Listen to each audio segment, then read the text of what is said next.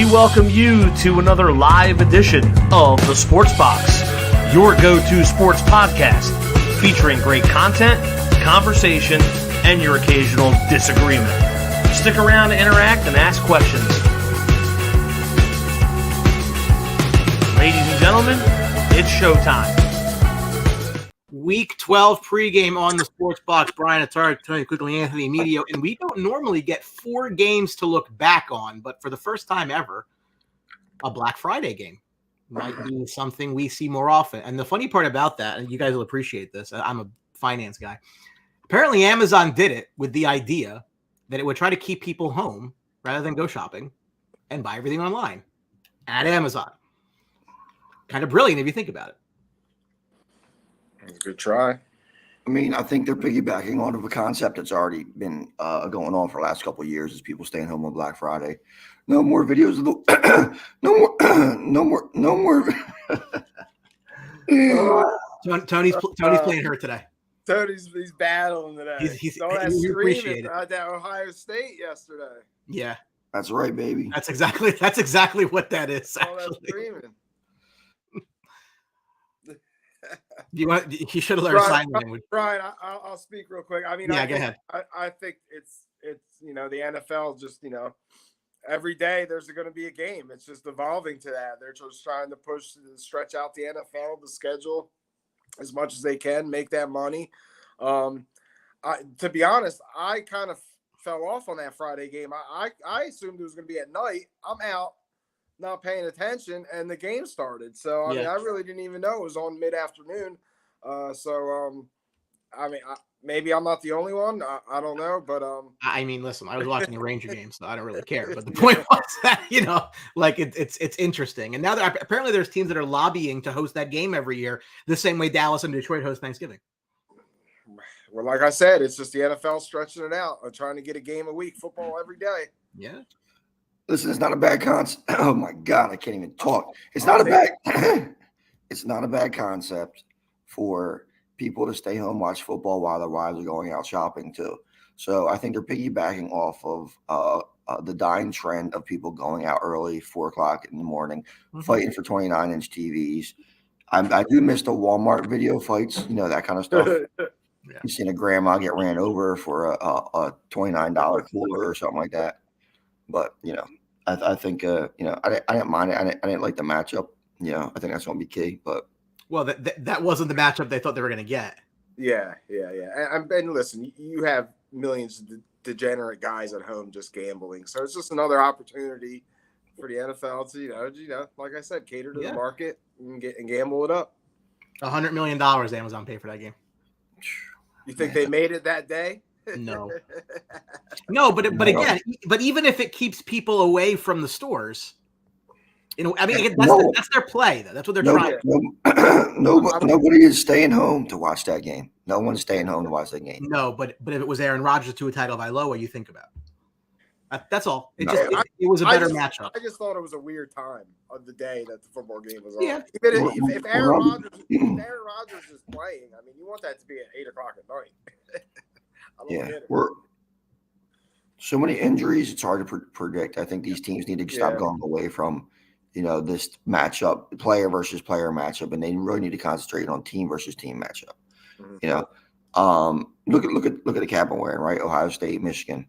Everybody's watching that game, no matter who's on the field. Cowboys watching the Redskins on Thanksgiving Day. Most watched game in God knows how long. It's because of the matchup. It wasn't if Dak was hurt or whatever was hurt or whatever was going on. It wasn't match. So don't set matchups by players, because as you're going to talk about later on the show, we have week by week the whole geography and landscape of the NFL and who's playing where, it just changes. So, with all these player injuries. So I think that these teams that are going to be wanting to these networks that are wanting to try to play a matchup versus matchup, let's see Aaron Rodgers versus Tua or whoever, that's not the concept they should go. Yeah, I think they're going to learn that, because it just never works out. Like you said, there's always an injury or something affecting the game. Every Thursday night, every Monday night, it was like, oh, well, it would have been good if this guy was playing. It would have been good if this guy was playing. Well, congrats to the World Series champion Texas Rangers. Good for them. Did they win the World Series? I stopped did. watching it. Most people probably Don't stopped. think I watched the pitch. Nobody cared. Texas and Arizona, nobody cared. A rivalry, long-time rivalry. Packers and the Lions started you off on Thanksgiving Day, and the Packers took it to the Lions, a 29-22 win. Jordan Love was 22 of 32 for 268 and 3 touchdowns. Jared Goff, 29 of 44, 332, 2 touchdowns and 3 fumbles. One of Love's touchdowns went to Christian Watson, who, sometimes shows up, sometimes doesn't. As you can see in this picture here, Goff has no idea what the hell's going on. As somebody who lost money on the game. So quickly, you said out of his last week or the week before that you thought the Lions were like one of these NFC powerhouses. And I'm not saying that you're wrong, right? What I'm saying is, are you second guessing that at all? I don't think the Packers are very good. I don't think Jordan Love is very good. The Packers could find their way into the postseason with an easy schedule, but that's a game if you're Detroit. You're an 8-point favorite at home. You're on national TV. Like, now is when you can kind of like start putting your stamp on things. Missed opportunity. So I just wanted your take on, do you downgrade Detroit, or was that just Green Bay playing a good game? I don't downgrade Detroit. I think they're still at the prove me stage, but they are playing at a elite NFC level for the most part over the season. I mean, they have some really quality wins. And they have some ugly losses, and I think this is probably the ugliest loss they've had all season. The Baltimore game, you kind of understood that one on the road in Baltimore. But this is Thanksgiving. This is the Lions trying to get on that marquee, I mean, Thanksgiving has always been about Dallas Cowboys football, and then Lions were kind of been an afterthought, even though Lions were the first ones.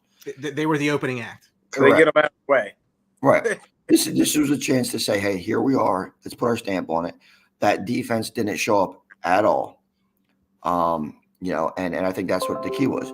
You could bash Goff for the turnovers and everything like that, but you know what? That's not the risk issue. The Detroit defense got lit up by Jordan Love. Christian Watson, I cut him before the game yesterday or Thursday, just because he was extra roster space, and he's unreliable and you can't really play him too often. Then of course he goes out there and has a day.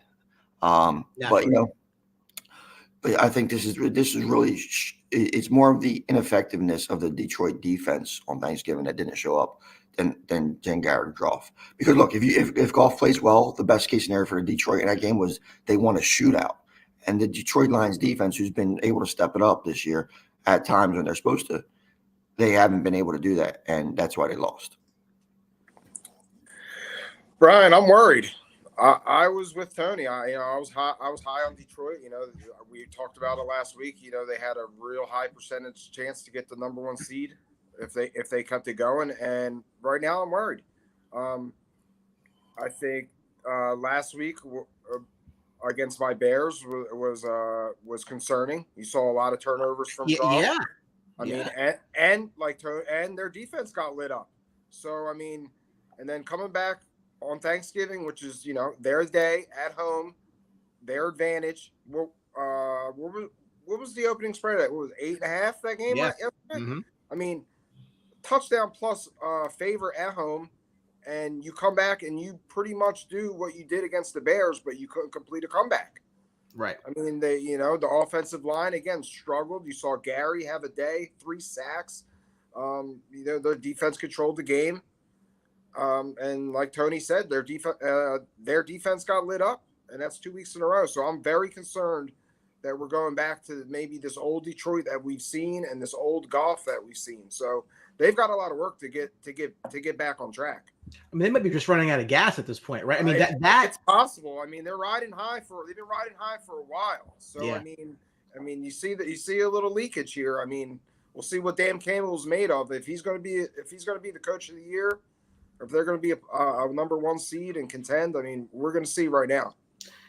Listen, I thought the Bears game was a harbinger, right? Like, I thought that, like, again, like that game, you're at home, like. That's a team that you should beat rather handily, right? And they didn't. They had to. It took a lot of tricks in the bag to get that game back. So, am I surprised that Detroit lost? Yes, but I think that's more like I just don't believe in Green Bay, and Green Bay had a lot of defensive injuries too. So it's not as if you can use it as an excuse. No Aaron Jones.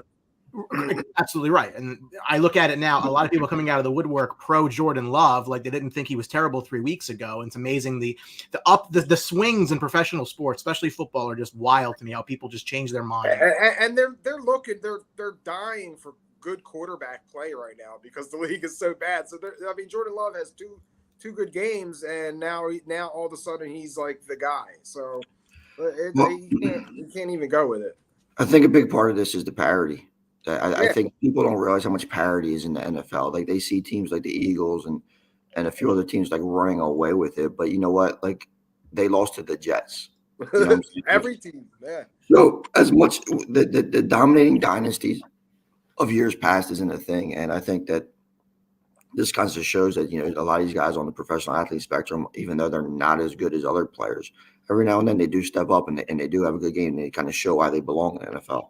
I don't think Jordan Love's a good quarterback. I don't think he's a way to becoming a good quarterback. But listen, he had a good game and he stepped it up. And I think the consistency of doing that week in and week out is what's kind of separates people now. If you look at the early slates of the games today, talking about quarterback play, if you just look at the matchups of quarterbacks, and I was looking at passing props today, this is a pathetic week of matchups for quarterbacks again. And guys don't even throw for 200 yards anymore. Can you imagine saying that? Can you imagine saying that 2-3 years ago with all the rules? Some of these over-unders. Can't even get guys to throw for 200 yards in the NFL anymore. It's insane. Well, members of the Packers propaganda network will tell you that, if you look at these numbers, Jordan Love looks like he might be Aaron Rodgers. And I'm thinking to myself, like, correlation is not causation. You're an idiot. But like this is what's coming out now. Like, now they're very pro Jordan Love. And I think if that's not just a castigation of pro sports these days. Well, if I'm a Bears fan, I like that because they want to invest everything in, or everybody else, they want to invest everything in Jordan Love. Feel free, He keeps the Packers mediocre. That was exactly my take. Yeah, I don't. Yes. Anyway, your main course on Thanksgiving Day was pretty much a massive destruction by the end of it. The Cowboys with a 45-10 win over the Commanders. Prescott 22 of 32, 331 and 4 touchdowns. Tony Pollard went 13 of 79, 1 touchdown for him. Nice to see the ground game going. There you see them sharing some turkey legs. Cornerback Deron Bland sets an NFL record with his 5th interception return for a touchdown in one season. And I look at that and I say, a lot of people thought the Cowboys defense was going to significantly struggle when Trayvon Diggs went down. They haven't, and a lot of that is because of the play of Deron Bland. And now Gilmore's playing fine. Defense is playing well. Look, I think that they blew it out in the fourth quarter when it stopped mattering. You got to be happy with the way that they won that game. The thing that I will say, which to be fair, I blasted the Eagles last year entirely all the way through. He didn't beat anybody. The Cowboys have not beaten anybody this year, and they do a wonderful job of beating the living shit out of very, very bad teams, and that's great that you do that. They need to actually, play well against an actual opponent, but they haven't trailed at home all year. Well, yeah, you're right about the matchups, but and I think the schedule has been very, very fair to them. Defense is, the best way to have a good pass defense is a good pass rush. It's not really your cornerbacks. So, getting these guys to make bad throws and what Deron Bland's doing is just phenomenal. I mean, you could have drafted him in fantasy and he would have had more touchdowns than Travis Kelce and a bunch of other guys. So, I mean, that's just sick. But, when you look at it, though, you got to give the Cowboys credit for beating up on bad teams. We just said, a few seconds ago that there's bad teams and there's parity in the NFL. And you have to give them credit for stepping up and beating the bad teams and not having ugly loss. Because I was watching a game and there was a bunch of Cowboys fans, where was eating Thanksgiving dinner at and everything like that. It was great, but it was always like talking about, remember the Raiders game like a couple of years ago? Remember, this game that we should have won, this game that we should, I mean, I think the Cowboys record was 3-9 before going into that game in the last few Thanksgivings. So I mean, it's like really, yeah. So it was a game that they had to take care of business and they had to put and listen, this is a rivalry right here. The Commanders, the Redskins is a rivalry. I hate to say it, call them Commanders, but the Cowboys Redskins is a true rivalry, and they took care of a division opponent, and that's what it has to be. Yeah, Dak has looked a lot better. You can't fault him. Sure. I mean, against good teams, bad teams, whatever you want to call it, the competition. But what's the best team that they played? The Eagles, right? He looked phenomenal against the Eagles, I too. mean, there are 3 losses. I mean, look, this Cardinals game is whatever, but it's the Niners and the Eagles, and those are 2 teams they're probably going to have to go through if they intend to go to the Super Bowl. So I think that the way they're taking care of business really solidifies them as a top tier team in the NFL, not just NFC, the NFL. So I think it's just McCarthy might have a little bit more trust in Dak now. Dak seems a lot more comfortable. And the run game is established a lot better. I don't know if it's blocking or scheme or what the actual key is. It could just be game situation. We'll see when the games are close, and if they can run the ball in a close game, it will be the barometer whether the run game is truly back. Yeah, if you're a Cowboys fan like you guys are, I mean, you got to be feeling good. Your team's doing what they're supposed to do, and more important, everyone's healthy. You got a healthy team moving forward, and your defense is the best in the league. So, I mean, you really got everything going. You just got to prove it against these teams that are like you guys talked about, that are they're challengers. And look, they got a guy fired. I'm sure you're going to get to it, Brian, but they did get a guy fired. Look, I mean, the schedule the rest of the way for them. I mean, they don't have by any means, an easy schedule. You have the Seahawks coming in next week, Thursday night game. You got a little bit of a break before the Eagles come in. Then you have to go to Buffalo, to Miami. You got the Lions at home. Then you go to Washington. So you win the last game. But any intention they have of trying to catch the Eagles, I mean, again, we'll talk about the game today. But they need to beat Seattle and make that Eagles game important. Like really important, right? The Eagles have 2 games coming up against the Bills and the Niners. And I think if they lose one of them, that game becomes for first place, right? Because the Eagles would be a 2-loss team. Yeah, that's exactly right. So if the Cowboys win next week, if the Eagles lose one of these next 2 games, that game is for the division lead, despite everything. That'll be fun. That would be a game that would be there. Speaking of division leads, out in the NFC West, one team is starting to run away with it, and that is the 49ers, who went into Seattle and beat up on the Seahawks 31-13. Brock Purdy 21-30, 209 and a touchdown with a pick. McCaffrey 19 for $114 and 2 touchdowns himself. But the defense in this game, you can see they were just swarming Seattle. I mean, this is just, what are you supposed to do? What are you going to do there? I mean, that's their bread and butter is their defense. Yes, offensively they can score points with anybody, but the Niners have always been a very good defensive team, and that's going to be the difference. And we think back to last year, and could the game against the Eagles have been different if Purdy played the whole game? You can make that case. I mean, if there was a live human being, you'd have made that case. Josh Johnson doesn't qualify. San Fran's scary, and if depending who they come up against in the postseason, I mean that is a very, very tough team to go beat, defensively especially. Well, yeah, when you look at the 49ers, it's all about the comfort level, right? And it wasn't just getting Purdy back. It was Debo healthy, it was Williams healthy, and I think that's it. And you can see it's comforting to figure out what they had going on. And it's just a great team chemistry, great team mix. I mean, everybody steps up if it's not Kittle or Ayuk, it's Debo having a big game, and then you have CMC, and they're sprinkling Mitchell now too. I think that the 49ers are, the early season struggles where they lost a few games to teams that they probably shouldn't have lost to.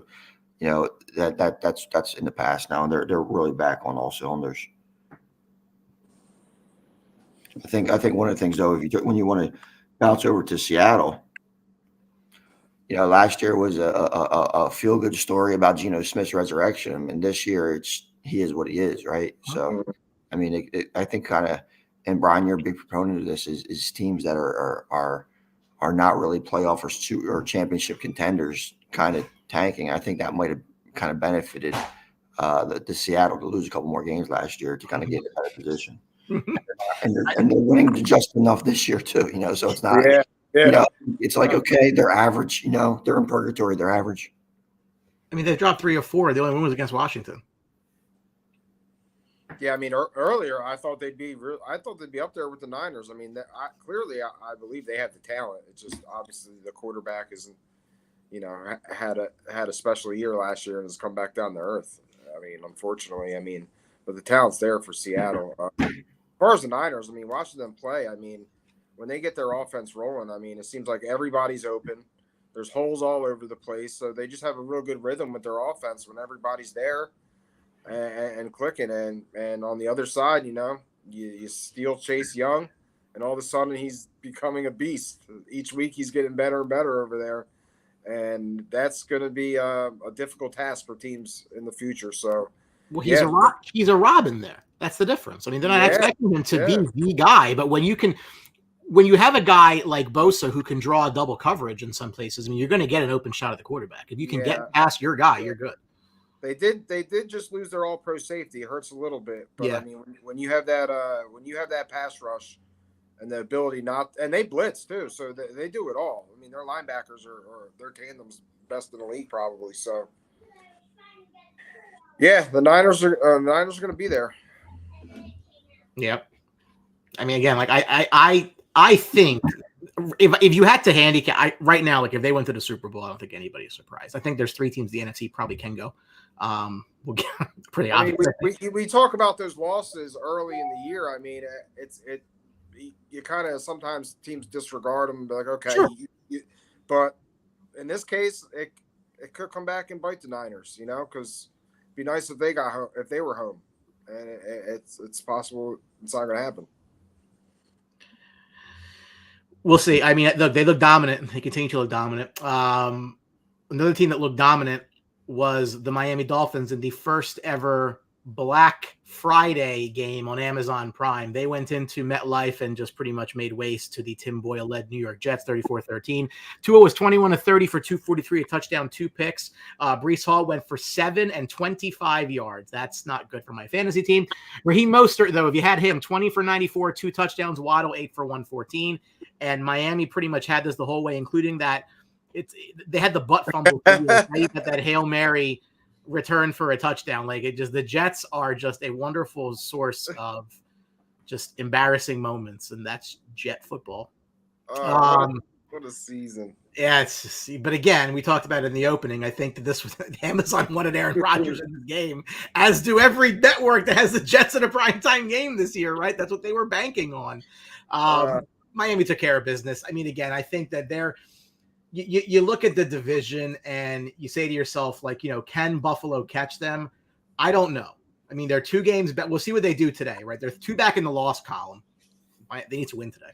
But then that makes a late season game very important. Miami looks fine. I don't know. Miami is another one of these teams that only beats bad teams. Their 3 losses this year have been at Buffalo, at Philadelphia, and home to Kansas City. I'm sorry, Miami, right. So then their wins, none of these teams all stink. Chargers, Patriots, Broncos, Giants, Panthers, Patriots, Raiders, Jets.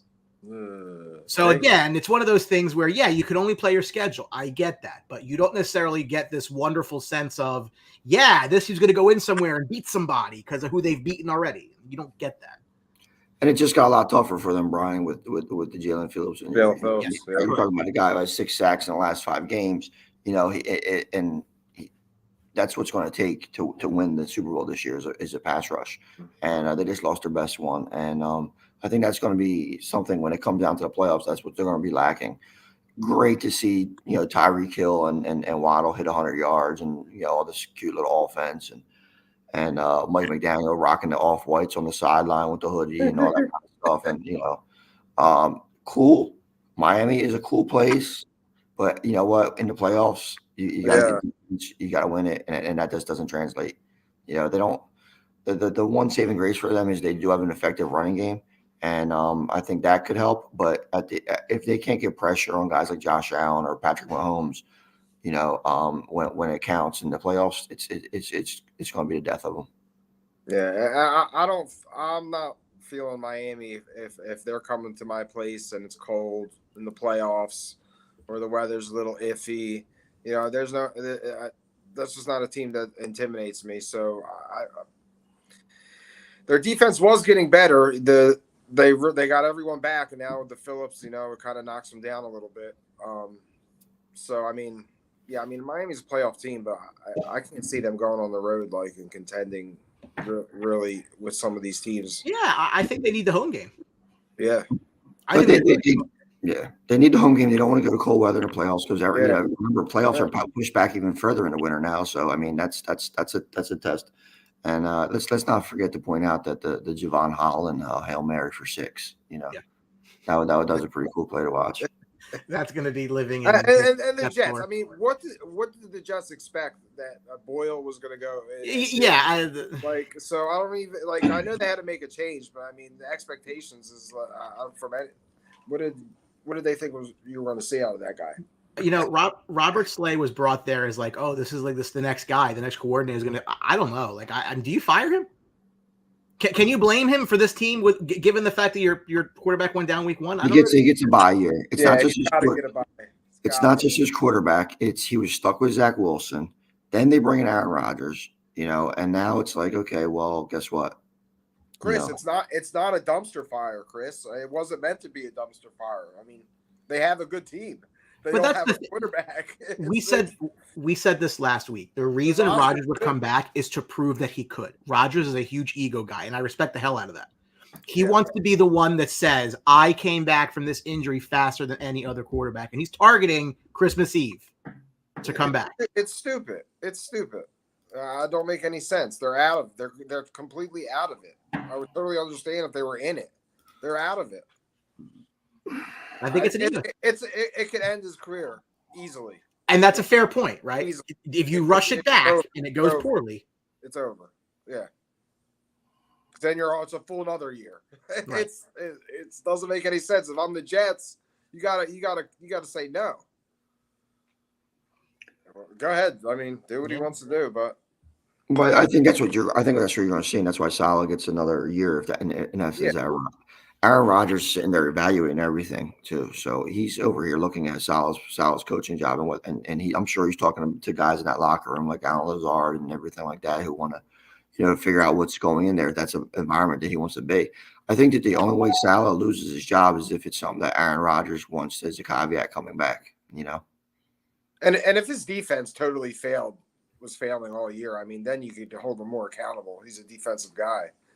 But I mean, even last week what was it, 27 points that the defense gave up against the Dolphins with no offense. I mean, that's the thing I think you have to look at too. Like these teams that are so offensively inept, it crushes the defense. They're on the field. They're on the field all day. Turnovers. I mean, it's difficult, that situation they put them in. So, I mean, some of these times you see, Dolphins put up 34 on the Jets. Oh, Jets defense must stink.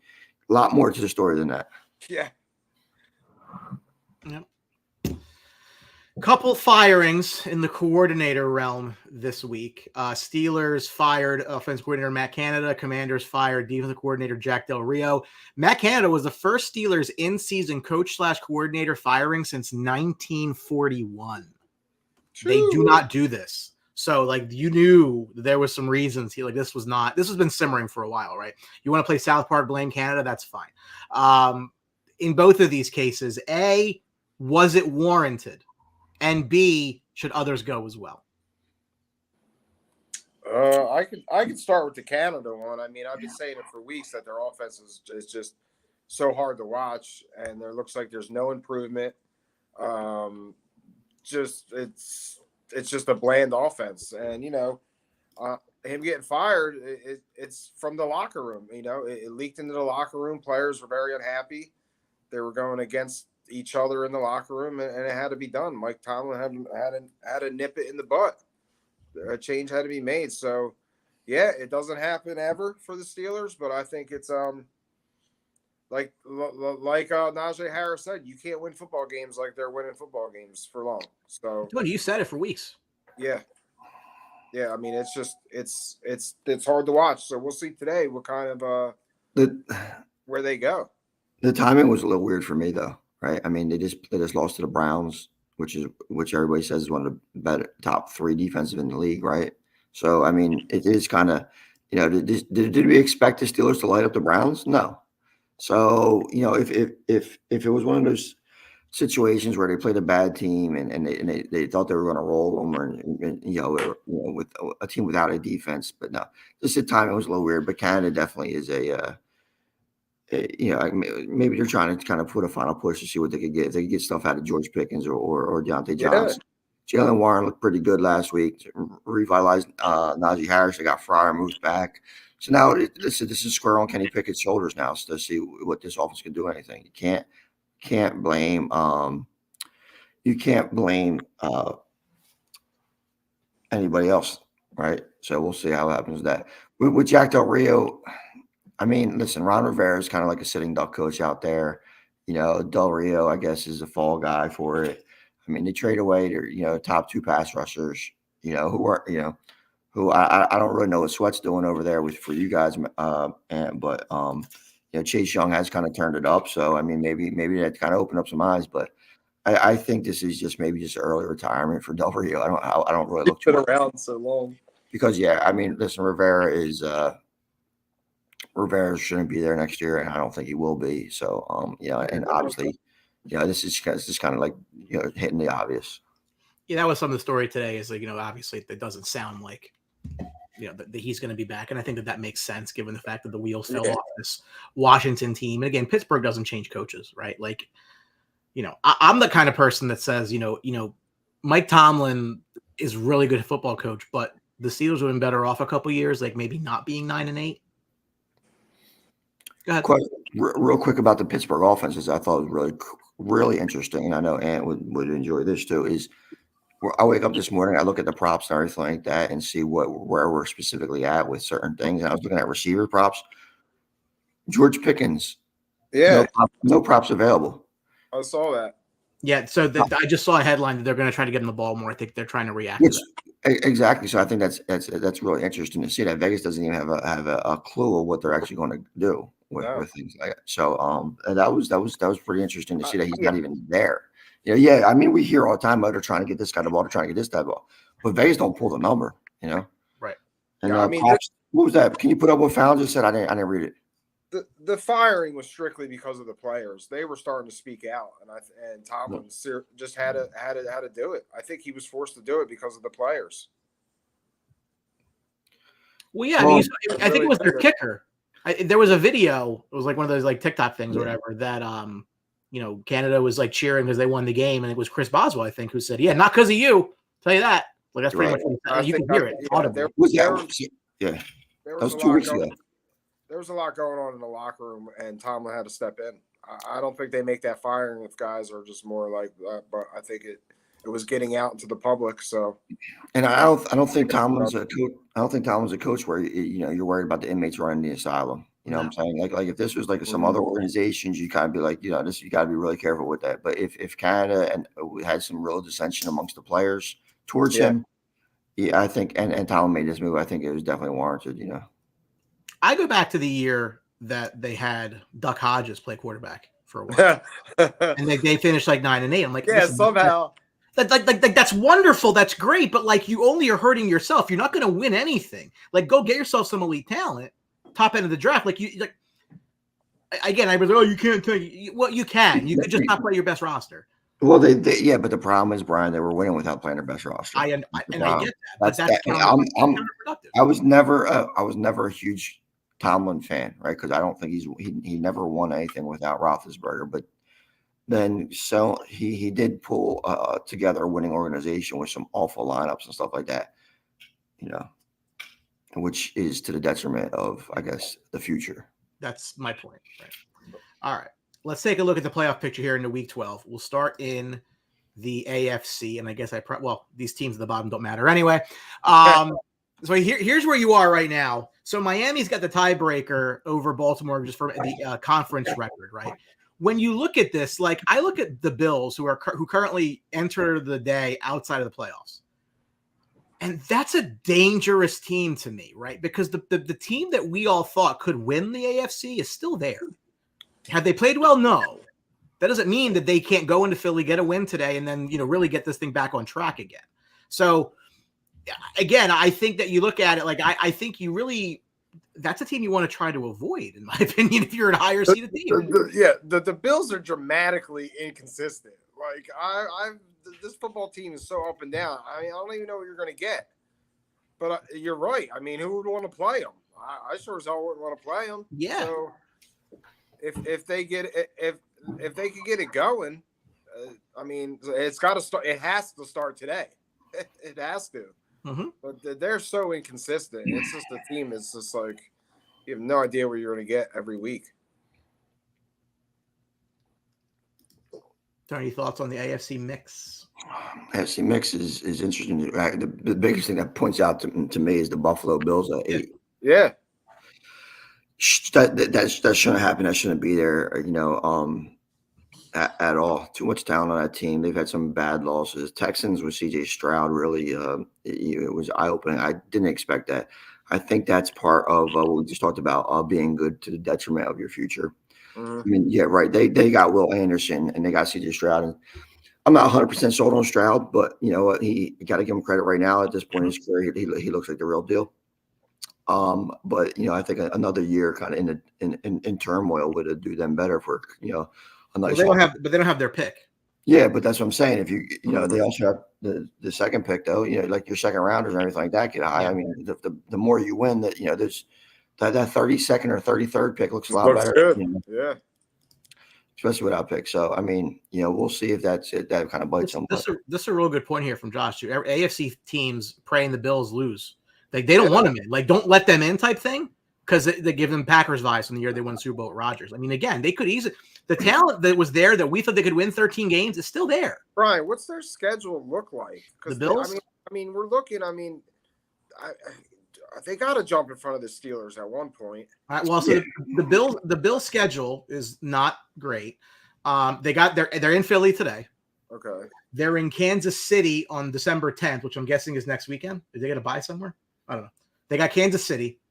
They host the Cowboys. Oh. Then they go to the Chargers. They host the Patriots. Then they go to Miami to end the year. Right? Brian, they're not making it. I don't know that they're not making it. I know that they're not making it. What I'm saying is if they can go 2-1 the next 3 games, they got 3 very winnable games at the end of the year. At least get themselves into a game against Miami where it could be. You also have to. You can't just point out Pittsburgh too, right? Houston might not be there at the end. Cleveland might not be there. I mean, during Thomas Ramos, they pulled off a win against the Steelers last week, but. These are teams that the Bills should be able to hurdle. They have to play each other too. A few of these teams. So I mean, I kind of look at it like that as well. If you look at this, if I told you in week 1 of the NFC season, the AFC standings were going to be Miami, Baltimore, Kansas City, and Jacksonville winning on top of their conferences, no one would bat an eye about it. Like, okay, no one bat an eye at that. So I don't really think there's too much shock in the top 4. It's what's the rest of the playoffs are going to pan out. And guess what? Look down at number 12, right? 5 and 6. This is exactly what the NFL wants. They want the entire league to be parity, and that's what we have here. And that's it's very bad. Yeah. Well, that's not bad, Brian, because that's the design. That's the design of their schedule. They came out 10 to 15 years is their ultimate goal is to have every team be parity. That's why you see weird quirks in the schedules. Well, why is Buffalo flying to play Jacksonville while in England as Jacksonville's already been in England for a week? Like they intentionally do these kind of things to provide the parity. I mean, you look at the Bills' schedule and the games that they've lost, and it's like, I mean, they should not be where they are. I mean, the team's too good. I think they get in. I think they find a way in. Partly because of them, partly because I think Pittsburgh falls off. Somebody's going to win that division. I don't know what Cleveland does. We'll see. The defense is very, very good, obviously. But I'm not a huge believer there. Chris Wilson says there's 6 teams that could win it all. The big 3 in the NFC, which I agree, and then he adds KC, Baltimore, and Buffalo in the AFC. Moving on to the NFC at this point. So when you look at this, it's a little more top heavy, but when I look at this, here's what I see, right? The best, first of all, I understand that they give every division winner a home game. That's fine. But like anymore, the 5 is a great place to be because you face the weakest division winner. And all that really does is hurt the 1, because conceivably, if the season ended today, which it does not, right? The Cowboys and Eagles are on a collision course in the first round, or whatever the 1 seed plays, because one of them is going to be the 5 and one's going to be the 1, most likely.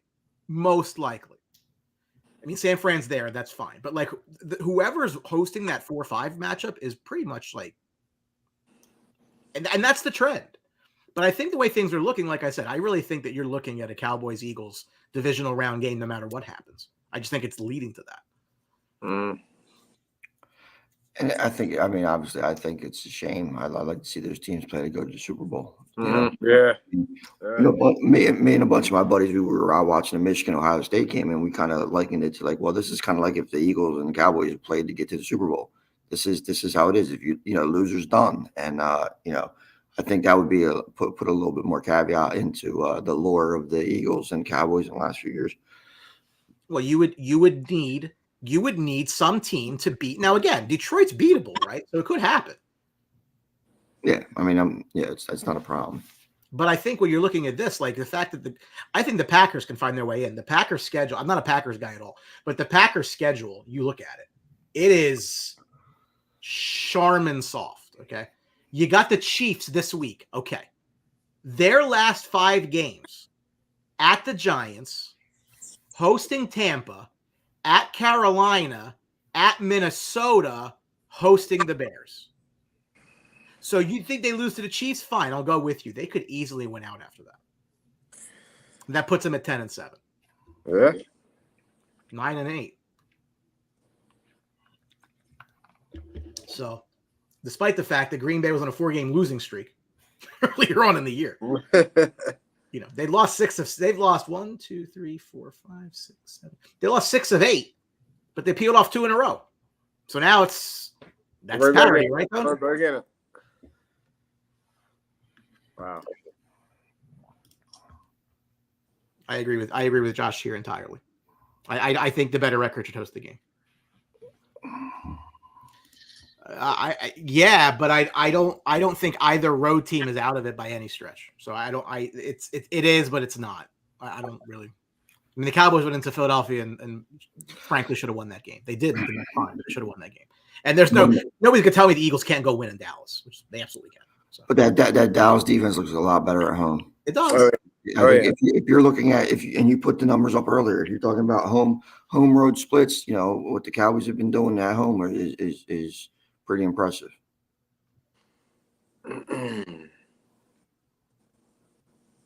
I don't think any team outside of Green Bay can get in. I mean, unless you say Atlanta or Tampa could catch the Saints. Other than the NFC South championship, nobody below Green Bay is getting in. I think the Rams. I think it's tough. The Rams could easily pass Green Bay. I disagree with that. I think the Rams should definitely catch Green Bay. I mean, they have a better quarterback. They have a solid offense. They're getting Kyren Williams back.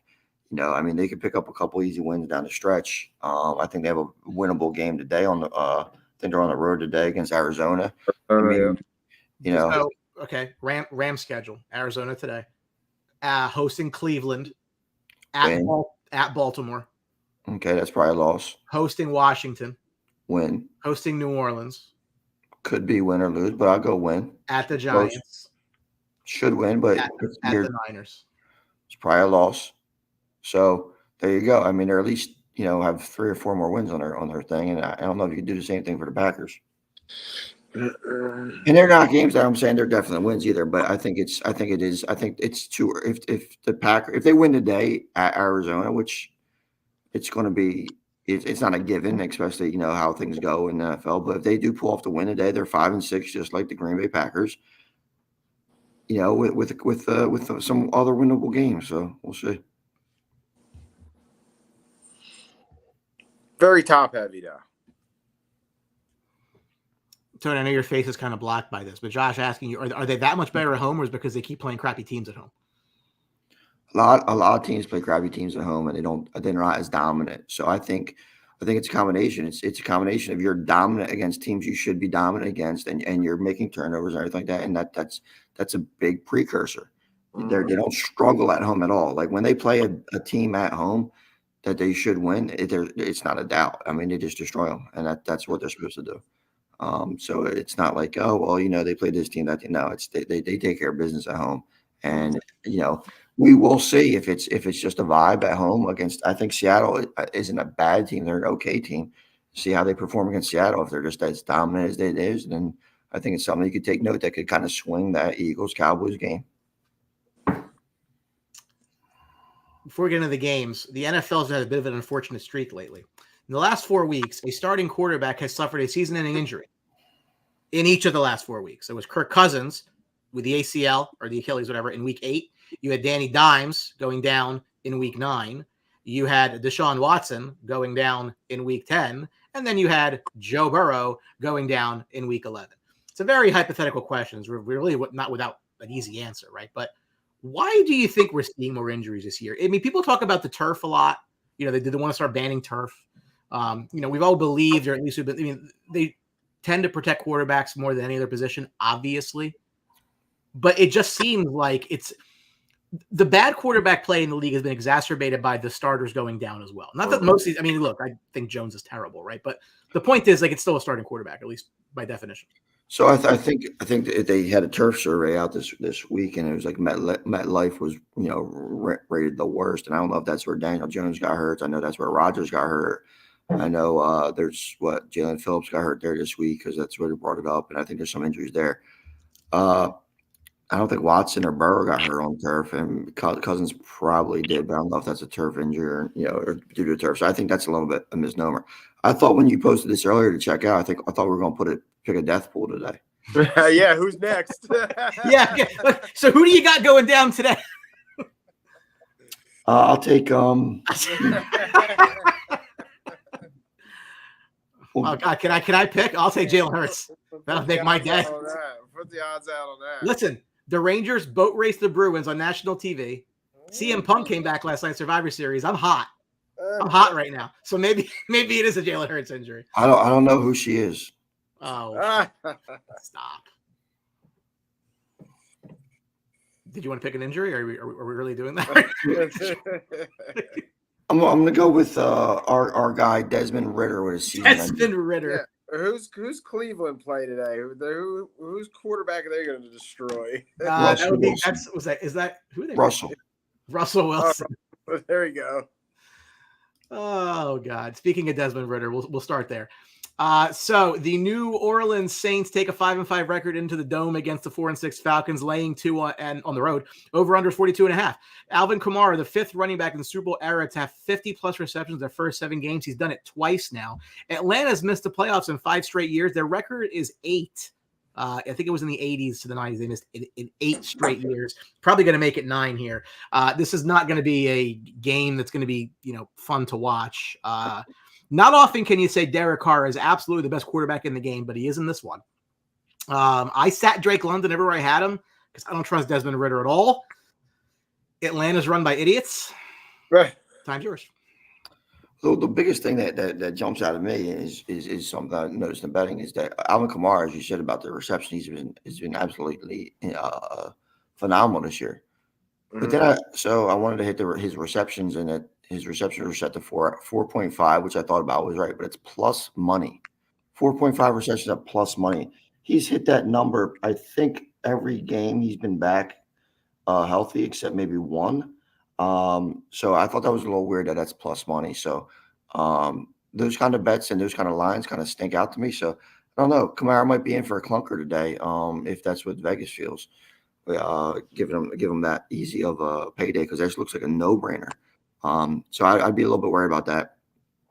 Going back to Desmond Ritter, I think this is his last audition for the season to see if they can maintain a year and try to figure out what the Falcons are trying to do with the game. I do think that the Saints are a better team, but I think that the Falcons pull out a win today. I think that they're going to try to capitalize on the Bijan Robinson. I think they're trying to get him the ball a little bit more now, and I think that's going to be the difference. I think he makes a play, and I said I don't know that if that Kamara line should be minus 120 and it's plus money. So that kind of where are you seeing plus money at? It was on DraftKings this morning. Oh, on FanDuel, everything's minus. He's minus Is it? 108. Minus 108 for 4.5 receptions. You can get plus money at 6, it looks like. Wow, that's crazy. Yeah, this morning it was plus Wow, money. yeah. If you can find that on DraftKings, I go get it. Yeah. well, I already hit it this morning, but Yeah. it just was something that kind of made me scratch my head a little bit about this matchup. Yeah. I'm gonna go with the Saints here. Falcons not catching 3 at home. I think this is kind of like a more evenish game. I'll take the Saints coming in there. I like what I like today. Long shot touchdown. Not really a long shot, but you always get good money on this guy, and he's very effective. Rashid Shaheed. Right now, you're getting plus 290 on a touchdown. I mean, he's been getting lots of action in New Orleans. I like the way he plays. I like Tony's bet over the 4.5 on Kamara. He's been getting a lot of looks. So yeah, give me the Saints today. Going on the road to beat the Falcons. So we're talking about the Saints today. At 5-5, they lead their division. Their remaining schedule after today is hosting Detroit, hosting Carolina, hosting the Giants 3 in a row. At the Rams, at the Bucks. You got Atlanta the last game of the year. I mean, I think first to 8 wins takes a division. I mean, is that where we're at right now? This Saints team's so weird because I think their defense is really good. It's just and they have pieces on offense, but somehow they just can't get it clicking. I mean, they're another hard team to watch on offense. It's just they can't really get it downfield often. Sometimes they do, but not very consistent. So it's hard to judge this team. So, but yeah, I'm rolling with the Saints still today. Somehow, some way, these teams are both over 500. The 6-4 Pittsburgh Steelers taking on the 5-5 Bengals. Pittsburgh on the road laying 2.5, just 2.5 against the backup quarterback. No Joe Burrow. The over/under is a solid 36. Which is not the lowest of the day, TJ Watt needs 1 sack to join Reggie White as the only players with 90+ in their first 100 games. A lot of the rushing offense has gone through Joe Mixon, obviously, for the Bengals. Almost 75% of their rushing yards, which they're going to use him more, I would say, with Joe Burrow on the shelf out for the year. This would be one of those games where if you're Pittsburgh and you want to do something, you got to win because you're going up against a team that's extremely hobbled. Pittsburgh's got to win this game, but it's 2.5 points. Is that it? Yeah, it's a road game, but that's it. I mean, I haven't seen any numbers, but I'm assuming that there's a heavy public play on Pittsburgh today. I can't see people betting with Browning leading the Bengals. His first career start going against still a very good Steelers defense. So. I'll take the 2.5 and I'll go with the Steelers. Maybe they're going to come out motivated from the firing. Offensively, maybe come out. Bengals don't have the best defense. They're very prone to give up a lot of rushing yards. So, yeah, give me the Steelers today. Give me a Warren anytime touchdown, and I'm going to roll that way. I like TJ Watt to make a play here. Make the difference. Yeah, Warren's looked a lot better. I don't have faith in the backup quarterback. It'd be interesting to see what the offense does. I mean, I want to see if they feed Pickens. I think Pickens and Deontay Johnson is a nice combination on the outside. I think both talented, and Pickens has really been making that big play. Frankie DeMayo will let Warren eat. Well, that's what they're doing. Now. I think it's a clear set in talent. And Warren's in the open field. It's just a little bit more to that offense. I don't have any faith. I mean, that Bengals team was so predicated on Joe Burrow and getting, Chase and Higgins and everybody else out there. I don't think that they have it. I think they're in for a real tough time, and I like the Steelers today. It's best for the Bengals to lose. Absolutely. Yeah. Absolutely. Pretty much. Again, what do you have to? Who cares, right? I had this conversation on. No, the Bengals have to try hard to win for their season ticket holders. I'm like, what is wrong with you? Get a high draft pick and draft some linemen. Hey, you know what? Listen, look, they took Chase over Sewell. Not going to rehash it. Sewell looks good. Just saying. Frank DeMayo, let Warren eat and don't let Pickett throw. That's probably a good idea. I'm sure that's fantasy generated. Yeah, getting plus money on Warren, plus 180. You got yard work to do. The 1-9 Panthers visiting the 3-7 Titans. Tennessee's laying 3.5. Over under is 36.5. The lowest of the day. I think. Is it lowest of the day? I might have another one. That is not the lowest of the day. No, it's not. Oh boy, sorry about that. False alarm. Carolina had the worst record through 10 games since 2010 when they finished 2-14. Derrick Henry needs 2 yards today, probably a good bet to get him, to be the 8th ever with 9,000 yards and 80-plus rushing touchdowns in their first 8 years. Should have been a Cowboy. Not rehashing that either. Both these teams stink. One of them, I think, has their quarterback for the future. Tennessee might too. Levis has played well in limited time. And I think so much of the talk was he's going to be a high pick. They got him right where they got him. I think that might be the best thing for him. I like Henry to have a decent day. He's been struggling. His over-under has been awful. He has been nothing. I think the really the only play that I like here is Adam Thielen. Thielen gets a ton of targets. I like his receptions. I like his yards. I think Tennessee does win this game. Nothing to prove for either team. I think I'll just go with the home team here. Levis is going to go out there and throw the ball. See what DeAndre Hopkins does today too. But I think you'll see. I think you'll see a little bit more of Derrick Henry, today than normal to try to pad some of his stats up in the late season. Mead's a huge Tennessee guy today. Yeah, you're not going to see me. You're not going to see me take the Panthers today. This is a stay away game for me. 3.5 is actually too many. I think. I actually lean towards the Panthers with the 3.5, but I'm staying away from this game, rooting for the Titans to win. Right now Derrick Henry plus 100 on a touchdown. I think he gets it today. I like Hopkins over 50 yards receiving. I think the Titans. I think the Titans get it done, but this is a stay away game for me. The 4-6 Bucks are just one game out of the division lead.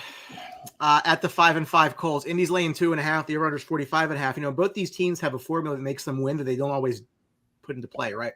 For the Bucks, they're 3-1 if they can keep Baker upright, sacked 1 or less times, and they're 1-5 at 2 or more. The Colts, 13-1-1 when Jonathan Taylor gets 100-plus rushing yards since 2020. Almost like, maybe we should just hand the ball off to Jonathan Taylor. Let him do his thing. We're paying him for it, right?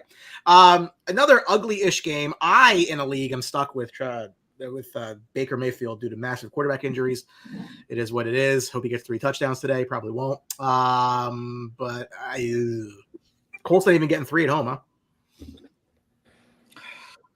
I think this game coming off a bye week, though, I think the Colts have to be ready to go. But I think that they have to worry about their secondary. I mean, they have had some big games against that secondary.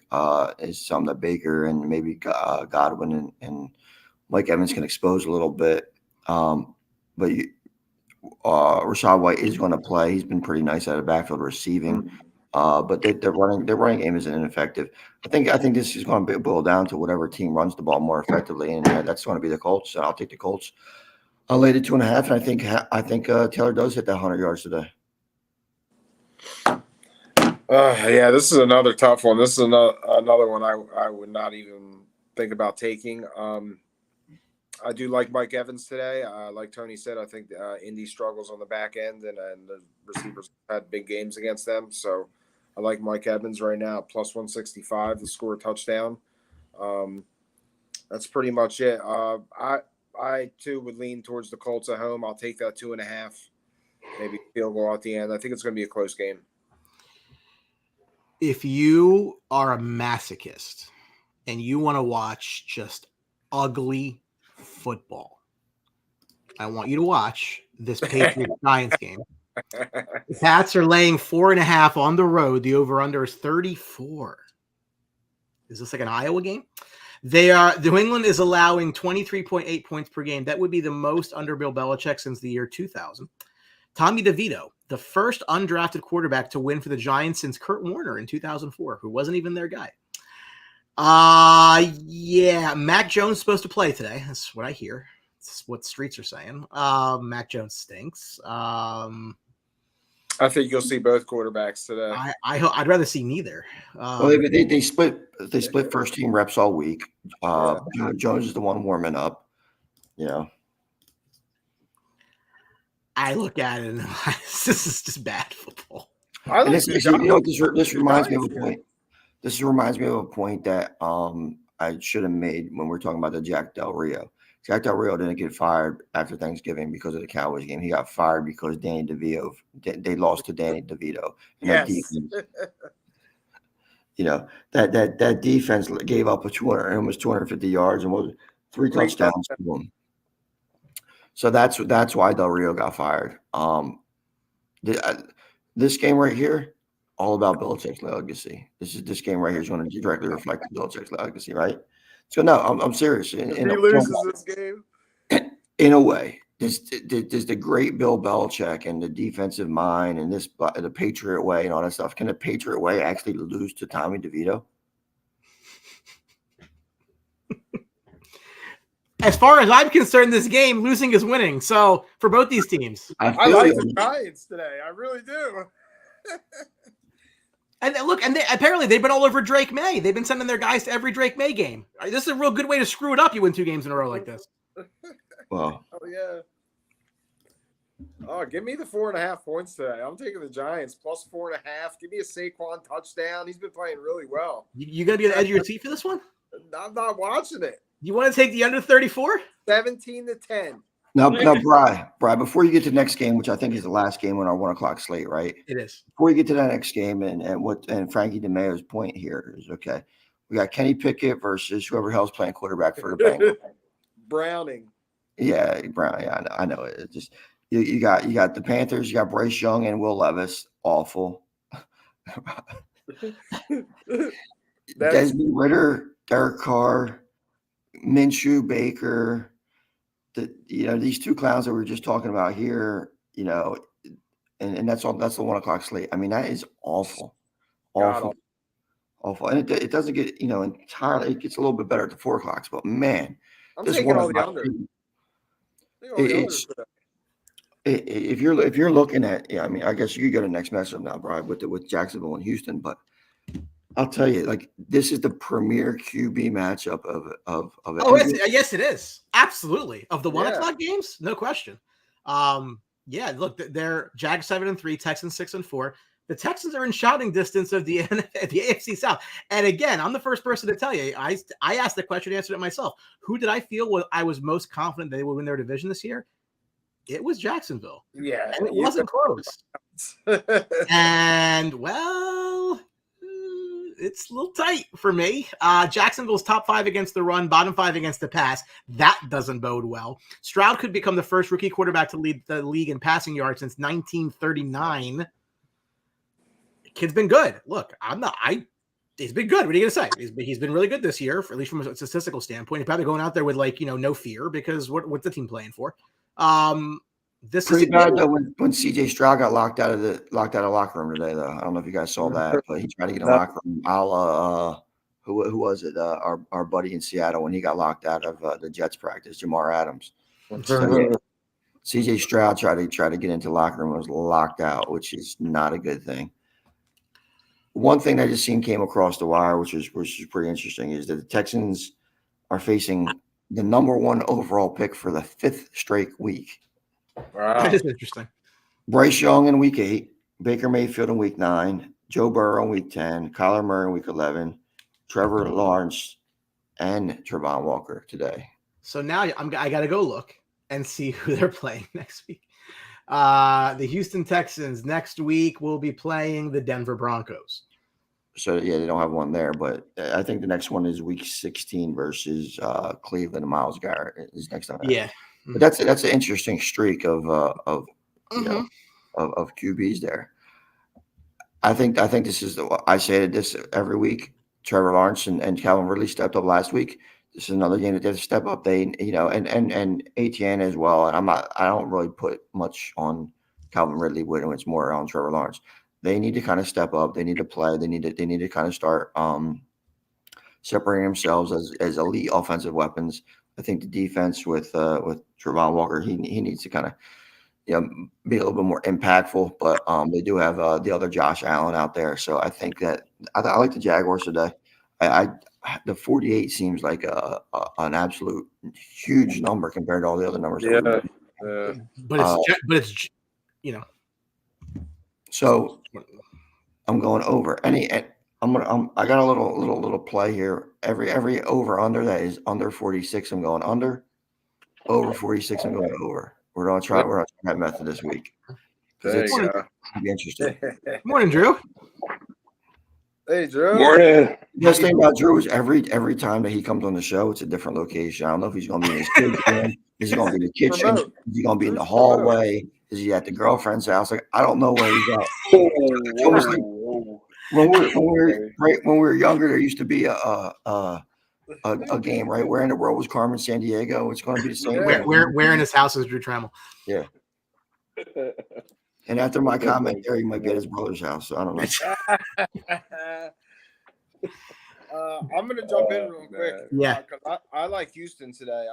I think they're on a roll. I think they're a team riding high with confidence. They came up with a running game with Devin Singletary. I think that's made a huge difference in the style of offense. So Tank Dell's getting open. Nico Collins is getting open. Schultz has been a good safety blanket for Stroud. So I'm really feeling the Texans. I like them today. I don't really have faith in this Jaguars team. I've seen up and down team, inconsistent play. So I'm going to ride with the Texans at home. I think their defense is going to be ready to play. Their coach is going to have them ready to play. Give me the Texans today. I'll take them plus 108 on the money line. And what do I got here? My boy Tank Dell. I'm going to go plus 180 to score. CJ Stroud over 300 yards. I think he has a big game. Give me the Texans today. One thing I want to remember, Damian Pierce is back though. I'm trying to interest. Listen, I like Singletary in that offense. He looks a lot better. Yeah. Pierce is back. I don't know. I think they stick with Singletary. I'm not playing Pierce in fantasy today. I'm playing Singletary. Singletary. Singletary's Don't play Pierce at all. No, I'm actually starting Tank Dell as well in a flex spot because he's just listen. I don't know if you know how much you've seen that kid play, but first of all, he looks like he's malnourished. You know, I mean, he looks like Deshaun Jackson, clone kind of in the way he looks out there. A lot tougher though than Deshaun. He does get the tough catches, which is good. So, well, boys, good morning. Morning. I'm sorry that I overslept. We had a big party last night, and then I came home. And I saw the Facebook messages of a post of Brian and Tard freaking out like a 15-year-old girl, and I had to go and watch War Games. So I haven't watched a WWE pay-per-view from beginning to end in a very long time. So that was kind of cool to see that, Brian. I'm happy for you because I know that's your guy. Ear to ear. And Mike, you to take a break real quick. It was funny, man. Well, when we get to girls talk in the teenage chat, I'm going to step out. I'm not Josh Giddey. I'm not Josh Giddey. I was giving props to Tony Quigley in his hat. Yeah. I love the dude. I wish Alex was here. It's not. Shout out to Michigan. Yeah, man. Yeah, it was a long night last night. I agree with everything the guys are saying. For me, though, I'm on the other side of Ant. I'm going Jags. I think last week was the get-right game. Trevor Lawrence exploded. We all talked about it, saying we haven't seen a Trevor Lawrence explosion on last week's show, and then sure enough, he exploded last Sunday. I think that's going to continue today. It's going to be a tough game. It's a divisional game, obviously. But I think the Jags are going to do enough to get out. Fantasy implications with Damian Pierce. If the Houston Texans are smart, they would stick with Devin Singletary and put Damian Pierce at RB2. He hasn't done shit all season. So Devin Singletary, these last 3 or 4 games that he's played and stepped in for him, he's been. I believe he's in the top 10 for RB since he's been the number 1 guy. That shouldn't change. Texans should keep rolling on that train. Tank Dell's amazing. I'm still gonna light up Dalton Schultz as a safety blanket. Like Ann said, he's not a one-trick pony like most people thought he was going to be in Dallas. He's actually doing great here in Houston as well. And the other guy I'm looking at here, dude, for just sleeper purposes for people out there is Evan Ingram. Evan Ingram needs to have one of those big games for Trevor Lawrence, and I think he will against this Houston Texans linebacking crew. Yeah, man, that's what I'm looking at. I'm looking at Jags. I'm looking at a late field goal winning the game for them. I was going to let Tony talk about Michigan, Ohio State between the 1s and the 4s, and now I'm not because he decided to get up. No, that's fine.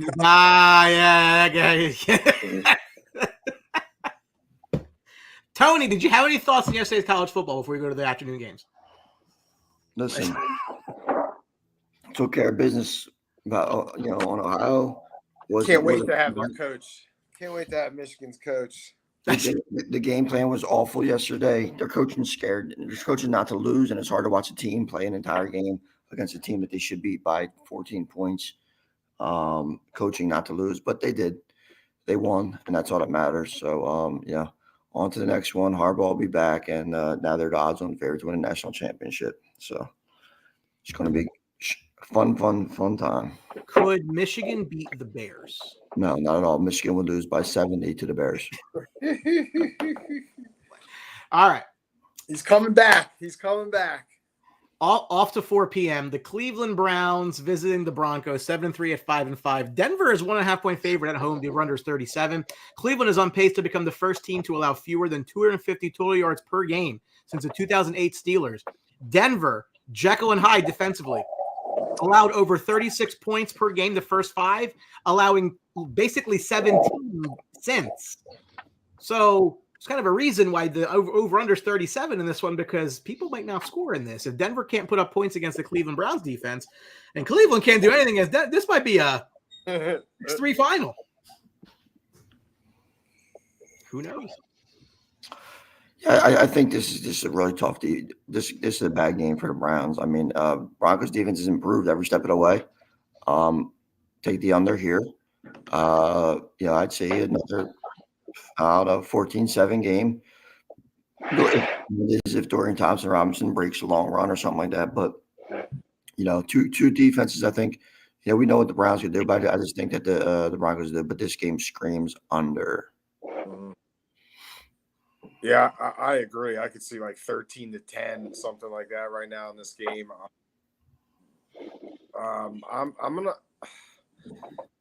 I want to take the Browns. I think the Browns are going to continue to roll. I'm gonna take the Browns going to Denver, and I'm gonna lie the under. Hot streak right now. The Broncos took that hot streak over, but Brian, I believe they've won 4 in a row. It's getting to question now about if Sean Payton was right about Nathaniel Hackett and the woes and the New York Jets offense. So we'll get into the discussion another day. But you got to give a shout out where it needs to be, and Sean Payton steered the ship in the right direction. They are 5-5. They are 500, and I'm going with the Broncos today.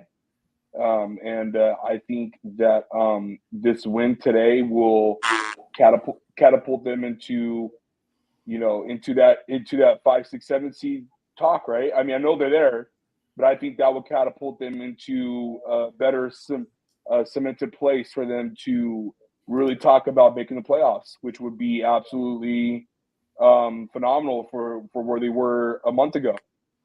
So yeah, I'm gonna roll with Denver. I'm not really feeling the vibe for this game, like Tony and Ant said about fantasy purposes. I think it's gonna be a tough defensive game for both teams, but I think Russ will pull it out at the end, and we'll see, man. But yeah, I'm gonna go with Denver. I mean, Denver could find themselves potentially in a playoff spot by the end of the day. Yeah, most definitely. We'll see. Most definitely. The 4-6 Los Angeles Rams will be visiting the 2-9 Cardinals. The over-under is 45. The Rams are laying 3. The Rams are 3-1 against the NFC West and 1-5 against the rest of the league. The Arizona Cardinals have seen a bit of a jump up in their offensive production since Kyler Murray came back. Color me surprised. 3.7 more points per game, 45.8 more yards per game. A lot was made about was Arizona in the quarterback market in the draft. I've maintained that I would keep Kyler Murray. that I would do what I could with that pick to either help him or trade down and accumulate picks. I maintain that simply because if you suck again next year, you figure it out, but at least you don't have this cap bomb by the Kyler Murray contract. I think that they're doing okay with him. I think he'll be better. At the same time, this is a game that if the Rams do want to make a late season push, they got one loss left if they're going to try to get to 9-7. It better not be this one. Rams better win this game. I think 3 might actually be low. The keep Kyler Murray conversation is just comical to me because they don't have any other options and they have to keep him. Yeah, they don't. No one's inheriting that salary at $36 million a year or whatever it was, and there's and it's just comical to think that somebody can now, but we'll see about that one. I like the Rams today. I got Kyren Williams back, the running game. I think Stafford and the receiving core get together. Cooper Kupp got a little banged up last week, but I think they're able to outscore him. I just think that it just behooves the Cardinals to lose. I think Kyler Murray, fun to watch at times, makes some good plays, but he's just not a winning quarterback, and I think his career has kind of shown that. So that's what Arizona's going to be stuck with for a while. I like the over in this game. I think there's going to be some points scored. I think Kyler Murray, the Cardinals' offense obviously looks better. They're getting more guys involved. So I'm leaning the over here today in this game. I really don't have I mean, if anything, I would lean towards – I would go 3.5, take the Cardinals at home. But give me the over today in this game. I think it could be a fun game to watch. Arizona reminds me of that team where they're in the crossroads and they don't know which way to go. Kind of reminds me a lot of Tom Hanks in Castaway. He's just looking for the wind, take him where they need to go and what direction they need to get, what they need to do. I also could say the same thing about the Rams. It's just like it's crazy that they won last week against the Seahawks, right? Yeah, they beat the Seahawks last week, and so it's just like. It's just inconsistency, and it's hard to depict what we're going to get out of both these teams and what their future looks like. Especially, I know all of us are going to hear we're going to have one of the big storylines is going to be is Sean McVay going to retire. It's just I feel like that's the common thread now every offseason, and we might have to throw Aaron Donald in there too because he's going to be 31, 32 next year. So it's going to be interesting to see both these teams and what's going to happen in the offseason for them. I'm with Tone. I mean, it's just Kyle Murray is just I think he looks better, Brian. He actually is playing good football, but is it enough? I don't think no one's going to absolve that salary and trade for him. I think Arizona is going to have to pick their poison and stick with it and swallow it. It's a multitude of mess for Arizona. For me, I'm picking the Rams. Great fantasy matchup for both teams. I believe Williams is back, and he's playing today, the running back for the Rams. And you also have Pukanuka and Cooper Kupp, who said he's good to go, according to Sean McVay. I know he jacked up his ankle. That guy, I feel like he's just a walking injury now. It's the calf.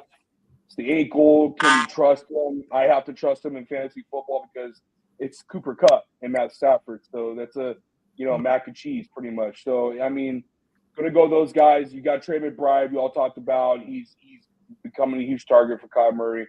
And James Conner looked actually really good last week. 12 carries, 64 yards on 12 carries. So it's gonna be one of those games. I'm taking the over, but I'm gonna go with the LA Rams. I'm gonna go 5-6. Look, I mean, the Rams went all in to win a Super Bowl, and it worked. I think everybody would want their team to do that. So I don't think that they have any sort of buyer's remorse on all of this, but they do need to kind of bottom out. And again, that's an over next couple of years type of conversation. But we'll see where that goes. I think the Rams do win today. I think if they're going to do anything, they need to get that win today. Chiefs coming off a loss. They have the Las Vegas Raiders hosting them. 7-3 at 5-6. KC laying close to 10. Over under 43.5. I guess I should probably edit my error here because apparently when you type late at night after a wrestling pay-per-view, you get things wrong. All right. Kansas City 16-3 after a loss in the Mahomes era since 2018. They got lost last week. Since Antonio Pierce took over in Week 9, the Vegas defense has been really good, third best in the league, allowing less than 13 points per game. I'm going to go ahead and go on a limb and say that the Chiefs score at least 14 to get above this number. Chiefs are very good at like getting the let out after getting a loss. I think they do that today. They should have won last week. I could just catch a football. Wasn't even a hard catch. I think every single game they lost is because of a drop pass. Kadarius Toney with the drop pass. Who was it that dropped the one a few weeks prior? Right through his hands. I forget who it was. It wasn't Scouting. I mean, that's what Valdez Scouting does. He drops wide open touchdown passes all the time. I mean, that's his MO for his career, pretty much. They've been TikToks and everything going around about, his highlights of dropping open passes. But yeah, all three losses have been because a Chiefs receiver dropped an open pass to win the game. I was just shocked at the usage of Justin Watson last week. I don't know about anybody else. Yes. With targets. I mean, he was passing up wide open Travis Kelce to force the ball to Watson, which I don't know. My only thing is maybe he's tired of Travis Kelce's stardom and he's trying to get the ball to other people. I can't explain it. I mean, he's tired of the Swifties. He's tired of that kind of stuff. So he's gonna isolate this guy and throw to Watson. That's the only reason why you throw that many times to him. In some of the DraftKings pools and stuff like that, I picked Watson because how can you not? Kadarius Toney's out. I mean, who else is going to catch him the ball? I mean, it's just a mess, and it's just Cleveland offense is a mess. They need to run the ball with Pacheco more. Thankfully, that defense did, and they really gave one away. I don't know if I can lay 9.5. Right. That is the Chiefs have problems covering all the time. You make that point. So it's going to be interesting to see. Yeah, I mean, and you said the Raiders defense has been playing well. So, and you see it, our Chiefs game with the over-under of 43.5. So that tells you something right there. I mean, the Chiefs defense is for real. They've been playing excellent. I mean, they've been really holding this team together. They've been the strong part of this team. Are we really concerned with what's going on in Kansas City with the receivers? I mean, is it really good? Is it going to affect them in the long run? Is it going to catch up to him? I don't know. I mean, Patrick Mahomes is so good, and it's not his fault right now what's going on. So it's going to be interesting to see how they play today. But yeah, I like the Raiders plus 9.5 here. Division game, rival game. Yeah, give me the 9.5.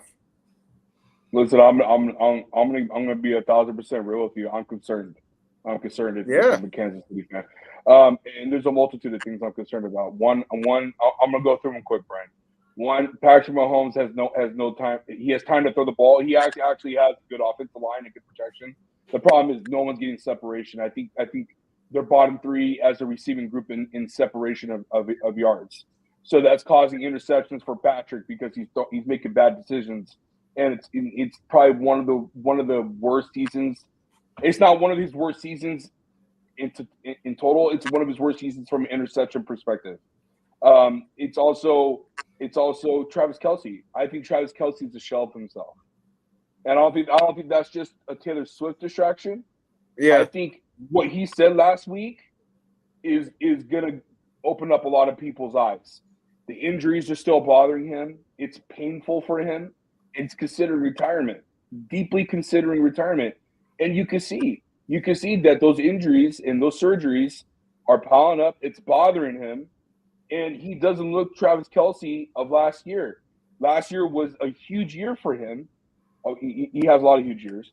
But last year was a huge year for him from my perspective because of all the receivers that they didn't have last year with Juju and this and that. So that's two. Three, I think it is a distraction for the team. And I think it's getting to a point where it's getting ridiculous. So it's a lot of things that's going on with the Chiefs, and I'm not taking the 9.5 either. So I got Kansas City pulling this game out, but for future implications, it doesn't look like it's that wide open for them to run the AFC with Baltimore, ahead of them, and they're going to get a win easily tonight. And it's going to be an interesting postseason for the NFL this year. I agree with Drew. I think Kelsey's declining play has affected this team. I mean, it's plain and simple. Well, and it's the worst. It's the worst possible time. I don't know if it's just his declining play, but there hasn't been more pressure on this season than on Travis Kelce than any other season. That's why he was a mistakenly first round fantasy pick for a lot of teams. Yep. Great point. So much expectations were coming in on him, and I think this is also maybe a big eye opener for Andy Reid and Chiefs Kingdom or whatever they want to call themselves over there. You can't just throw a bunch of trash cans out there and expect Patrick Mahomes to magically make them into, guys. Juju Smith-Schuster has always been a solid receiver, not great. Pittsburgh, he had some good years. He was solid with Kansas City last year, and they got rid of him, and they just thought they could throw these other guys in. Sky Moore, how much hype was around Sky Moore? Yeah, disappointment. And then they go back and get also CEH, Tony. CEH, he's still on that roster. Yeah, and then you go back and get Hartman, and he don't even play. They got rid of him. He comes back, and he's nowhere to be found. Well, he's hurt now. Yeah, okay.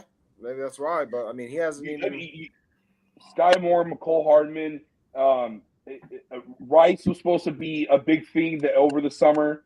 Justin Watson. These guys are not names, Brian. You got to find someone. Listen, you could give people the greatest quarterback of all time and give them time to throw. But if you got guys in a system where they could get at least a little bit wide open, you're going to have – I don't care who you are. You're going to have issues being productive and win.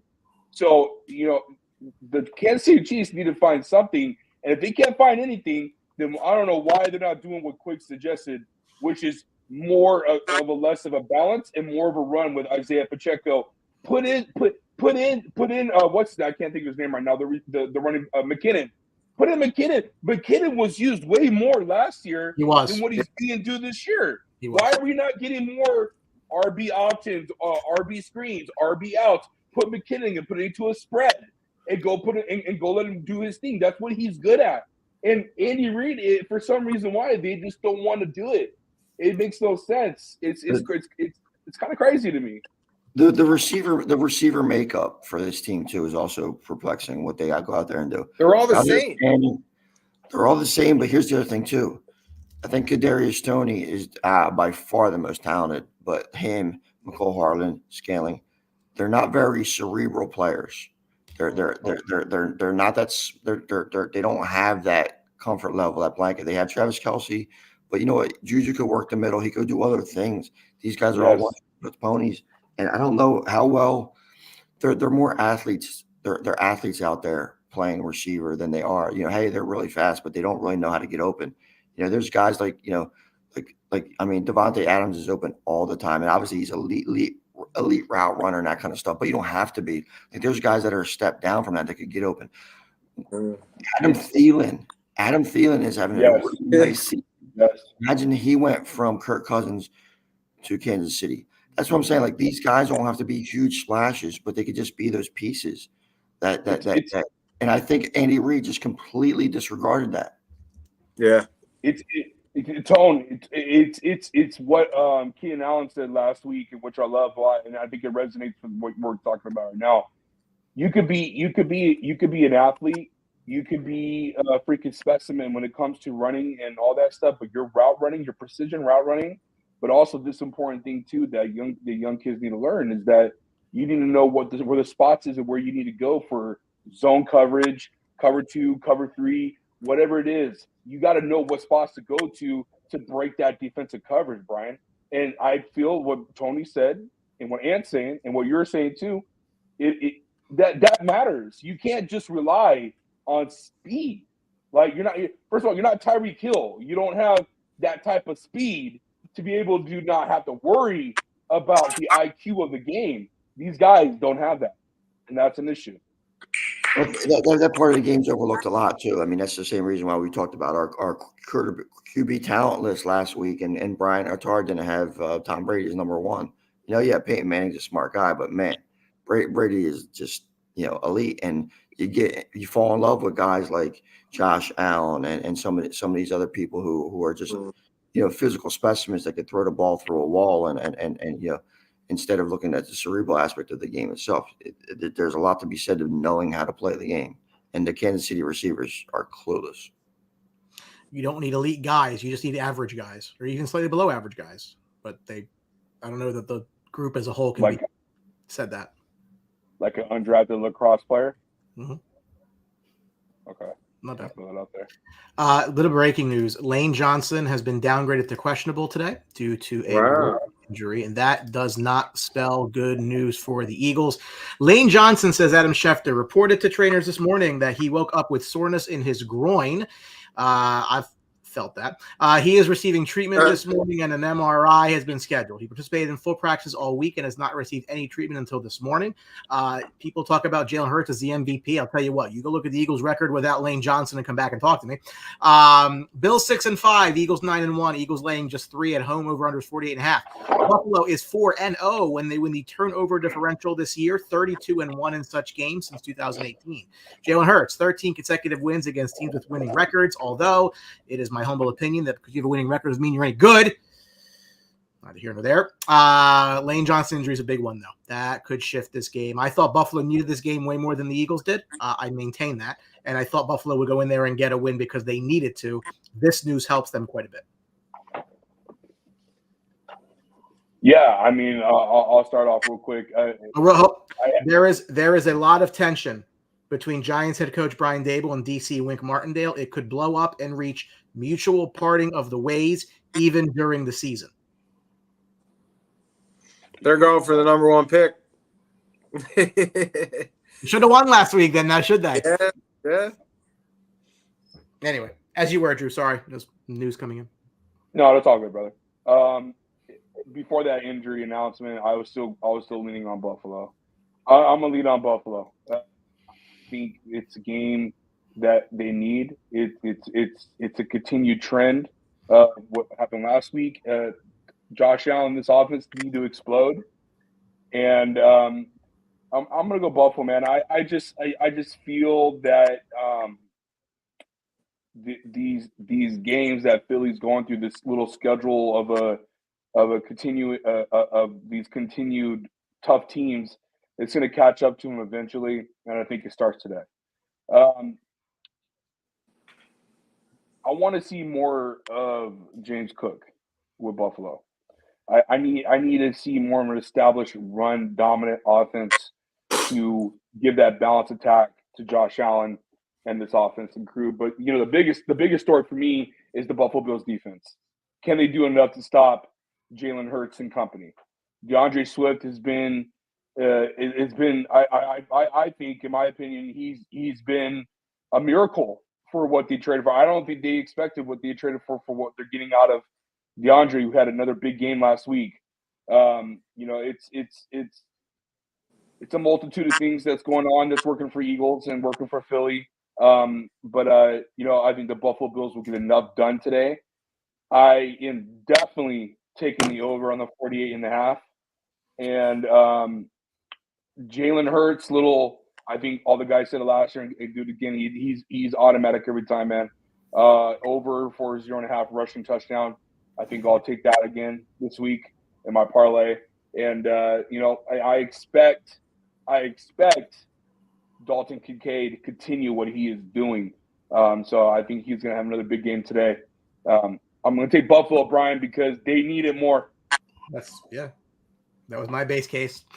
This is a tough one. I'm going to buy that half point down and take the Eagles at home today. I'm going to take the team with more poise, more experience. Right now, a quarterback that's playing better. Right now, I don't have any faith in this Bills team. Like I talked about earlier, they're dramatically inconsistent. I don't know what you're going to get out of Allen. I could see the Eagles pass rush really giving the Buffalo Bills a hard time. He loves to drop back constantly dropping back. The Eagles are going to pin their ears back. So I can see the Bills struggling with the Eagles defense today. So buying a half-point down. Give me the Eagles to continue to roll and win at home. I just don't have confidence in this Bills team. I don't know what I'm going to get, and I don't have faith in their defense. I think the Eagles' offense is a good matchup against this Bills defense. I think you're right, Ant, but you know what the thing that's crazy to me is that every time we look for reasons for why this Philadelphia Eagles team loses, they find a way to win, really. Yeah. I mean, last week, there's no reason why they should be beating a Kansas City team that's coming off a bye on prime time. No reason for it. And they won the game. You know, should they have lost? Probably. Did KC beat themselves? Okay, you could say that, but that's still the team that's out there that they're playing. Now they're coming back on a short week. They're at home against Buffalo, a team that needs everything, you know, to win this game. And I think that they're just going to – this is a game that the Eagles are going to win. You know, I don't think the Buffalo defense is going to propose enough of a issue to them where Josh Allen is going to expose their poor secondary. So I like the over in this game, that's for sure. I'll probably put a little juice on it to get it over 50 just for little shits and giggles. But that's the play here. And I do think the Eagles win once again, a game that they probably shouldn't win because it matters a lot more to Buffalo, but they do. Look out for A.J. Brown today. Didn't do anything last week. Look out for a bounce-back game. I like the matchup. Squeaky wheel gets the cheese. Listen, right? As long as Jalen Hurts gets to the one, they throw him in the end zone, you get your 6 fantasy points, and they think he's great. Sunday night. You got to get the one, though, Brian. You got to get the one.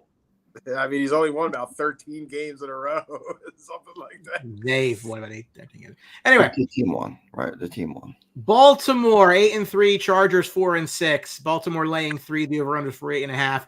In many ways, this feels like possibly the end of the Chargers season. All right, let me put a pause on that, Brian, real quick, because I want to piggyback these two teams with what you just said. Jalen Hurts on the Ravens, are they a playoff team winning the division? Yeah. Chargers. No.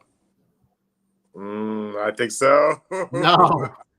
Justin Herbert is not what is wrong with the Chargers. Not even remotely close to be wrong. You're right about that. What? You're right. What? Drew, what's the Chargers record with Hurts a quarterback? With Hurts? As your quarterback. Oh, it's the same, probably. You don't think it's worse? Their defense is do I so think bad. Do I think it'd be worse? Do you think the Chargers would have more or less than 4 wins with Jalen Hurts a quarterback? I said same. I would say more. I would say less. That's because you don't like Jalen Hurts. I like Justin Herbert.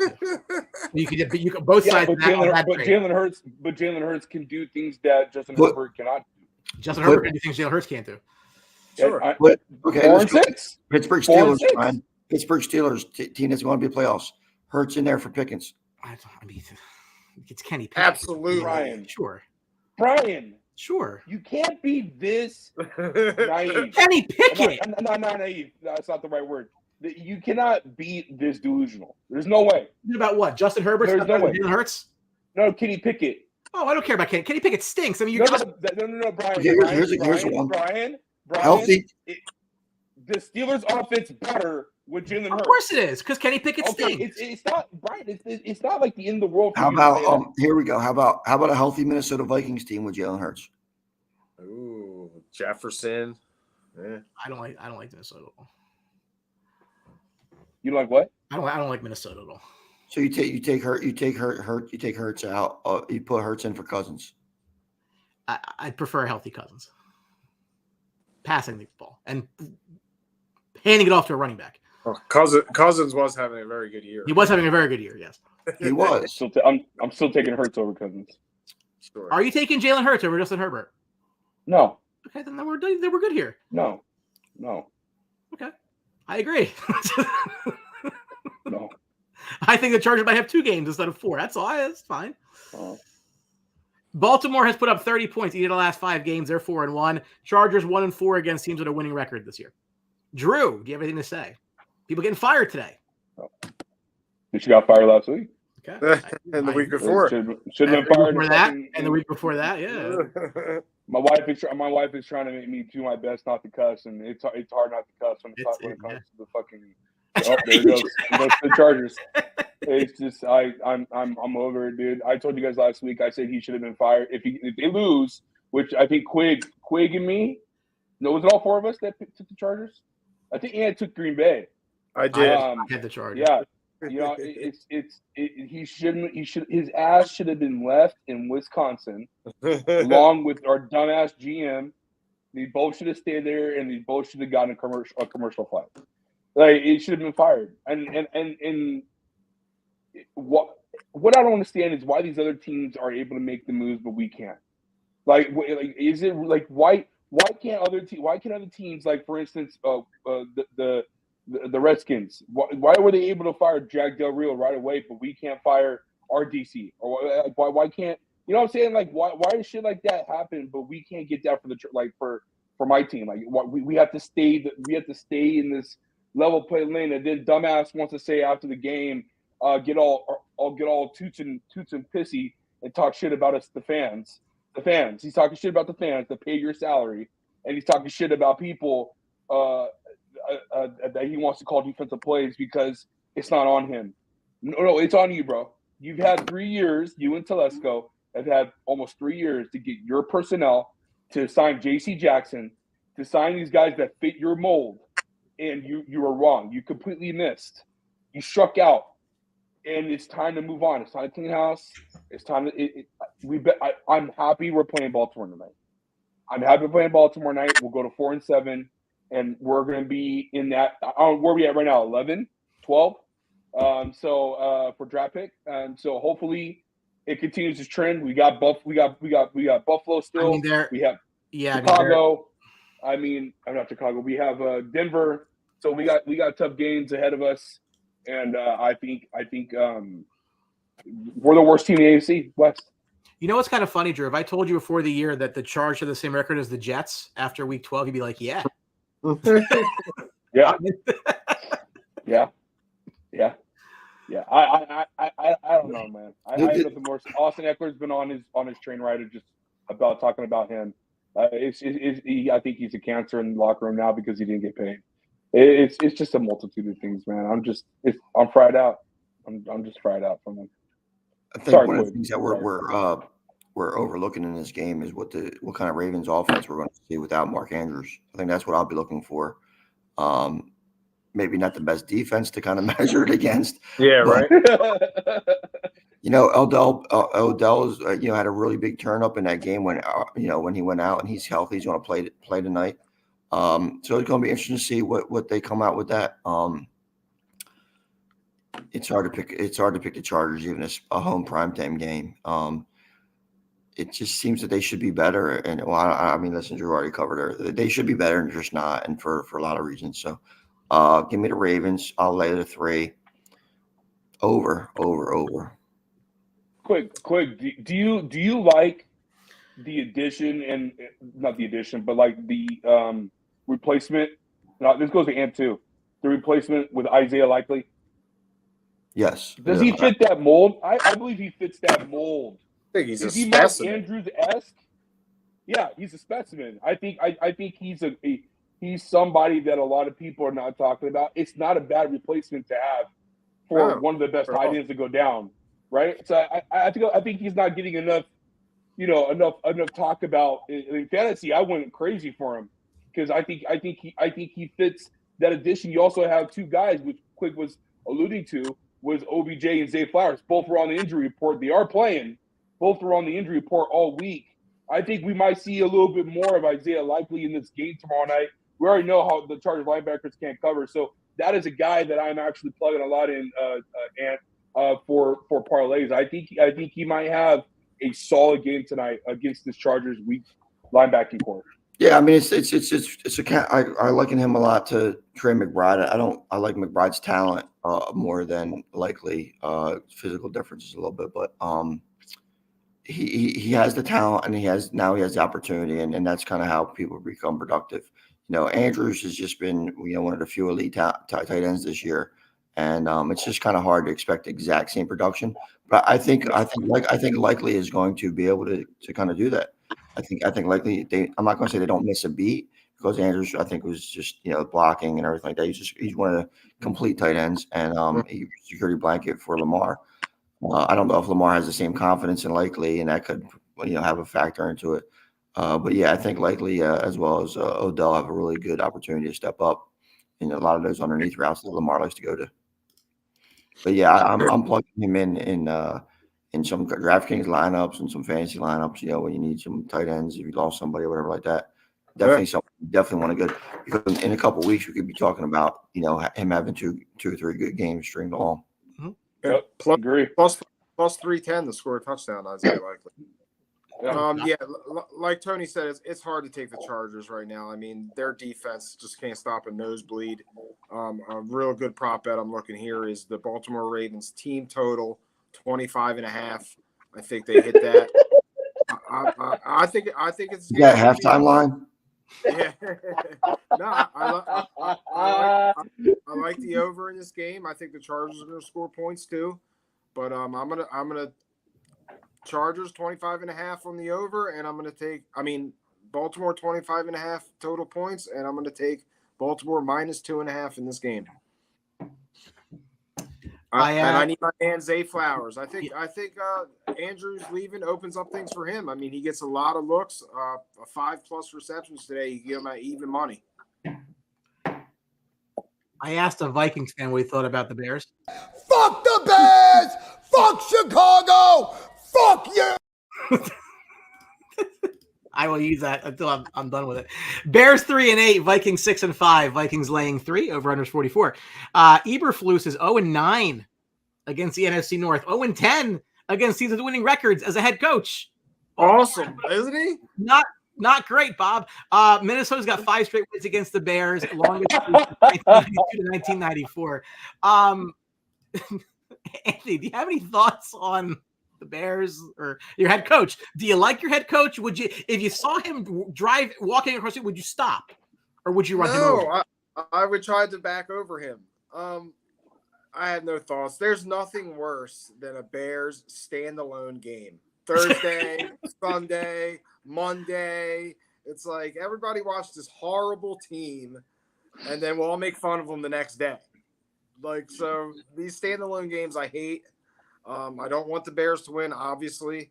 So give me the Vikings here. Even though the Bears have shown some glimpse of a good team here and there, they can't win a football game. I mean, if you lose that, they lost the Lions game, and they were like 99% chance to win the game. So if there's a chance to lose, they'll lose it. So just another shitty Monday night game. I'll be glued to the TV watching. So it is what it is. Vikings will win. Me and my boys got an argument last night, and I bring it up because what Ant just said, the standalone games, if it wasn't for Thanksgiving on Thursday, those effing 3 games were horrific. And then you go turn over to Black Friday game, that was even worse. And the argument last night for me and my boys was what Tom Brady said in his interview with Stephen A. And I think it's 100% true what he said. Everything around here is mediocre. The game is mediocre, and it's true. It's very true. And it's no development of young players, no this and that, blah, blah, blah. I'm not going to get into it that much. But, I got the Vikings winning this game. They're my survivor pick. I'm still in. There's only 6 people left after Thursday. Good luck. Yeah, thanks. So I'm the only one that picked Minnesota. So hopefully everybody that they picked today loses. And so what were your other options? Yeah, what else could you pick? I could have picked what was today? It was a horrible slate today. I gotta look and see today who I could pick. A lot of people don't have Minnesota. That's why I get to pick Minnesota. So so we'll see what happens. I don't need to get into more conversation about this game other than the fact that Justin Jefferson, it looks like he's not playing, which is good for me because I got Jordan Addison, and I hope to see Dobbs continue on his little streak. I know they lost last week, but he still looked good last week against Denver. Drew, how does it feel that your survivor hopes lay in the hands of Josh Dobbs? Good. We're good. Okay. Good. Better than I feel about Kenny Pickett. Yeah, just hit those DJ Moore. No, it's not props. this. It's Because this. he's It's killing it. this. This. Kenny Pickett's bad, Brian. I'm going to go out on a limb and I'm picking the Bears to win outright. Unfortunately for Oh, Drew, that's great. I think Thank you're you. insane Thank you, for Peggy. picking Minnesota. But I see it. But good luck to you. Thank you, bud. Appreciate it, bud. I could see Justin Fields doing a little something against this Vikings defense, but Yep, DJ Let's Moore, see. couple quick out hits. I mean, you've seen it. What's the last time the Bears played on primetime?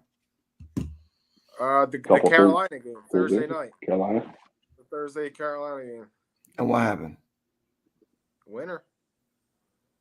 And then before that, They played Washington. they played Washington, right? Too on primetime. Winner. They Winner. blew them out. They blew And the Washington. Chargers. DJ Moore showed out. And the Chargers. Sunday night. Yep. Well, that's week 12. Any final thoughts? Hopefully, everybody can survive the 1:00 games and the horrible quarterback play. You know what? So, truth be told, I told my wife, you know what? I'll help you with the Christmas decorations today. I'll not watch football at 1:00. Like it's like this big concession on my part. I think a lot of guys are doing that. Smart player, right? Yeah. Yeah. We already did it. You're taking my time. I'm helping you, honey. Yeah. Good job. You know what? You let me watch football all year. You don't give me let's take some time this afternoon. It's kind of like when I say, "Oh, yeah, we'll stop watching the hockey game at halftime." You know that kind of that's a good one. No, those are going to be all black Christmas decorations in my house this year. Black Christmas tree, just death. Death. Yeah. Yeah. Hashtag bear down. Yes. I have something to say. F Disneyland. Okay. No, Forget that place. Talk That through place is effing trash. why. It's overpriced. It's He said overhyped. Disney. Notice he said Disneyland, not Disney World. Yeah, I know. Disneyland. I've been to Disney World. Disneyland. It's gone downhill. I can't stand it. And for the first time in my life, in my entire life, we went to California Adventure after going to Disneyland. Like Disneyland still has, the cool memories, Sure. Pirates of the Caribbean ride and all that stuff. Yeah. But it is oversaturated. Star Wars Land is it's cool, but it's also like a slap in Star Wars fans' face.